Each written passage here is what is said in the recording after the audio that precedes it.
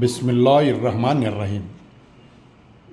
ఒకరోజు హజరత్ అలీ రజియల్లాహు తాలా అన్హా గారు దైవ ప్రవక్త ముహమ్మద్ సల్లల్లాహు అలైహి వసల్లం వారిని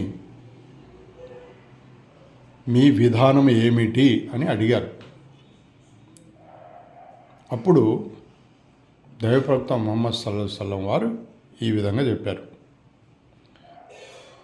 దైవ జ్ఞానం నా పెట్టుబడి, బుద్ధి నా ధర్మానికి మూలం, ప్రేమ నా పునాది, ఆసక్తి నా స్వారి, దైవనామ స్మరణ నా నేస్తం, విశ్వాసం నా ఖజానా, దుఃఖం నా సహచరి, జ్ఞానం నా ఆయుధం, సహనం నా వస్త్రధారణం, దేవుని ప్రీతి నా సొత్తు, అణకువ నా కొరకు గౌరవం, దైవభీతి నా వ్యాపకం, నమ్మకం నా శక్తి, సత్యం నా కొరకు సిఫారసు చేసేది, విధేయత నాకు రక్షణ, ధర్మయుద్ధం నా నడత, నా కనులకు చల్లదనాన్ని ప్రసాదించేది నమాజ్ అని చెప్పడం జరిగింది.